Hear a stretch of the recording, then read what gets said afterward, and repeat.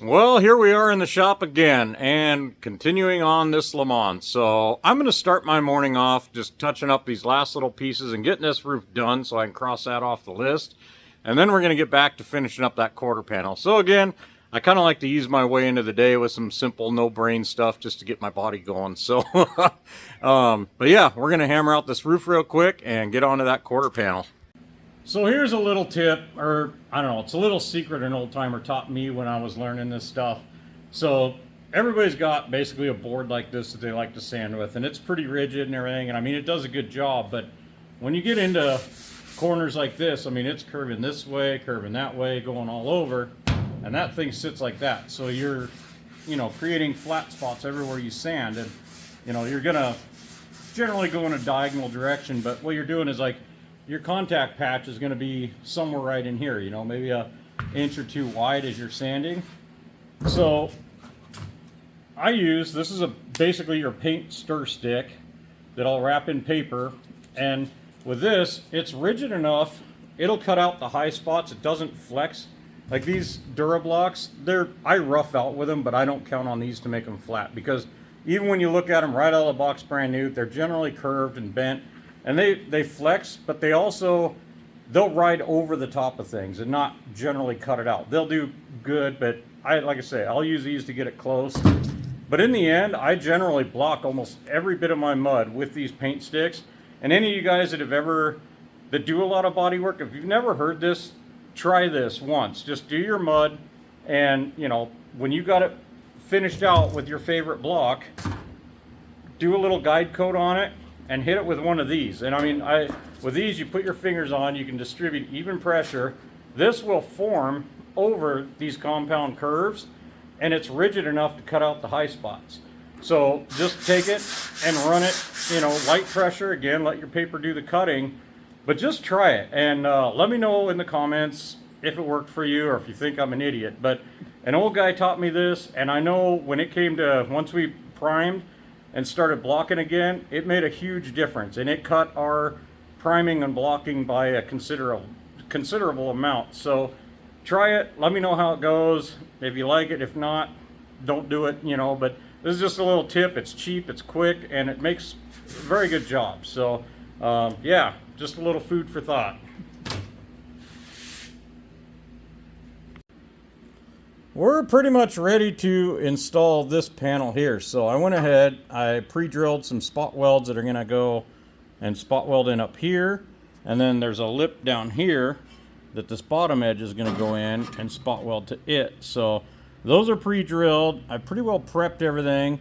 So I'm kind of doing this a little different than the factory. There's a couple different layers, but the way I'm gonna do this is this front corner is just integrating right in with this.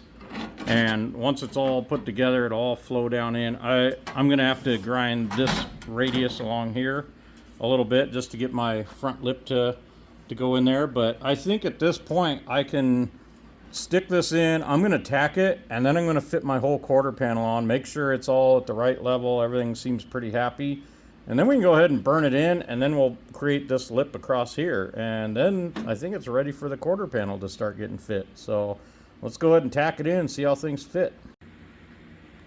Okay, we got it all. I did a little bit more than tacking. I still got to finish weld everything, but it's fitting in there pretty nice. Yeah, I still will have to do this filler piece around here.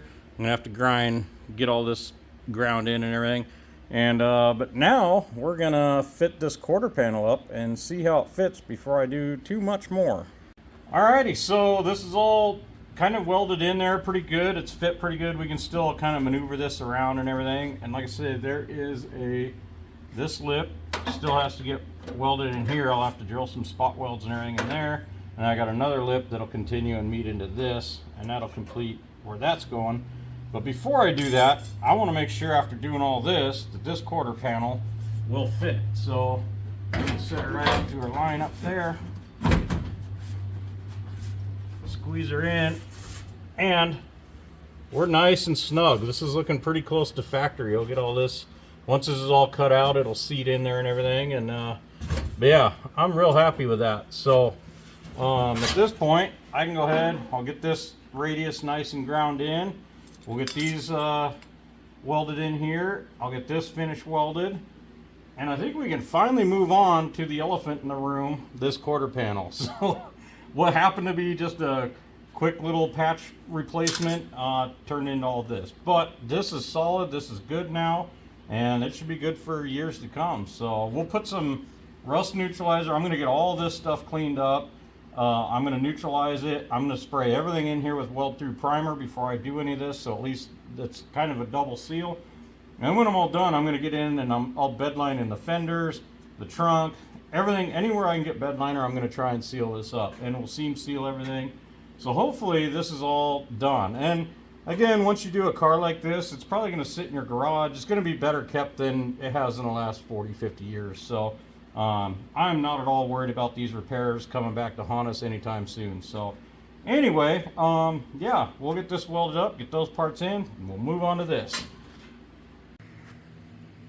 I took a second before welding that quarter in, and I finished blocking this entire roof. So the last little piece I had that I needed to do, I got it all feathered out, and this roof is officially ready to prime. So cross that off the list. That's a big score. I just like getting things done. Like, this is done, I can cross it off and move on to the next stuff. So we're that close on that quarter panel too. So it's gonna be a good week. We're winning. So I am calling this good. So all this is now in, we're welded. I didn't really grind it out much because it's all getting covered up anyway, but yeah, I'll probably get in the trunk and grind this little weld here where I butted it into the floor. But yeah, we've got our inner seam, all that's running down. Yeah, it's all flowing in, and then the quarter will butt into this seam here. This is the outer skin, so this is all the underneath inner skin. And but yeah, that rust is now gone. And I mean, the 2 or 3 day delay that we've had getting this repaired, but it's done. It's now solid, and I feel much better about it. So like I say, this car is probably going to be sold. So I mean, with doing this, if I do sell it, I can tell somebody to get on YouTube and you can see everything I've done to it. So hopefully, you know, this meets everybody's standards. So anyway, we can finally start putting this quarter panel on. So yeah, let's get going on that. Wow, after all that, we're finally ready to start putting this quarter panel on. So I went ahead, everything in here, I did my, where is it? This is my weld through primer. So I sprayed everything, basically I primed everything with that. But then I went over, and all the surfaces that are not going to get welded to or anything, I went ahead and just spray painted black just to kind of help seal things up a little bit. So this whole bottom lip is going to get spot welds. This lip will get spot welds. And then around the front of this will get spot welded. But none of this other stuff will get spot welded. So I'm going to do a couple more layers of paint on there just to give it the best chance we can. And then we'll start fitting the quarter up here. And yeah, hopefully we can at least get it tacked in place. Alrighty, so looking at this, to do this quarter, like, I want to put the quarter pretty much right in on this seam, and that'll be where I'm welding it in. And this is a little bit crisper line than what is done on this, so I'm probably going to end up cutting this panel just below that line so I can use this body line and run my seam somewhere right in on the edge of that. So what I'm thinking, I'm going to go ahead and cut this panel off right on the seam there, get it set up there, and that'll kind of give me a reference line. I'll be able to see that I make sure my panel's running square on that seam. And I'm going to leave this amount here for now, and I can screw my panel to that and get it sucked up real tight, so when I do go to weld, I can cut the two pretty much together so I have a nice weld seam, and it should work out pretty good. And then I'll just have to unbolt that inner piece and pull it out from the inside. So that's kind of my plan. Other than that, there's really not a whole lot of trimming to do to this panel. So yeah, I think I'll go ahead and zip this whole top edge off. There you almost have it. So I went ahead, I cut that lip off, and I just started fitting this thing in, and it fit. I mean, it's about as good as you can get. So like I said, I cut just below this body line, and I'm going to cut them together. And that should feather in. Then when you do your mud, you can block off that line and you'll keep that edge. So that should keep it the same factory body line that was there.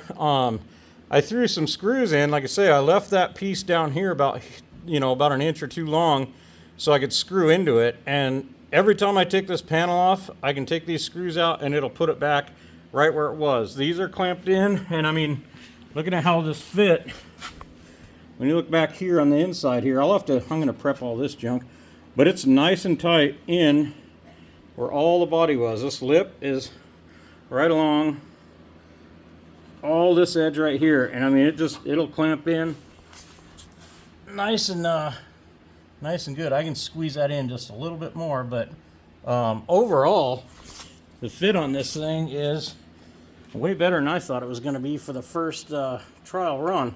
So it fits nice and tight up in here. So what I'll do is I'll drill all my spot welds I need to here. I'll drill the ones across the bottom. Like I say, we can cut these together, and I'll cut a few inches, do a couple tacks, cut a few inches, do a couple tacks, and that way, then I can, when I undo these screws, the piece that we cut off is going to fall off inside the car. We'll grab it. But yeah, then back here, this little corner, when I have this off, I am going to scribe this and cut it out. I may just cut part of this lip off. None of this piece behind it is going to need replaced. So I'll just cut this little radius out here and yeah, weld her in. So but yeah, like I said, I was hoping to have this welded in tonight, but it's getting late, and tomorrow this thing will be done though, and this whole side is pretty much whooped. So yeah, I'm real happy with it, and hope you guys got something out of this. So yeah, the only thing is we have one more side to go. So well, there you have it. So this is fit in really nice. It's not going to take much to get her knocked out. So I was hoping to finish the day with that done, but like I said, getting that inside done and prepped and done it, somewhat right, it took a little time. But taking the steps in that is what made this fit as well as it did. So just keep, like I say, it's always patience. Keep trying, keep fitting. Throughout this process on the inside, I fit this panel probably 5-6 times just to make sure nothing was poking out, nothing was, that this fender lip was going to be, the right radius and everything, that all this would fit in there. And it worked out great. This fits tight and pretty much about as good as it would factory. So we're not too far away. So we'll button this thing up and have this thing finished up. So thanks for watching, and we'll have more probably tomorrow.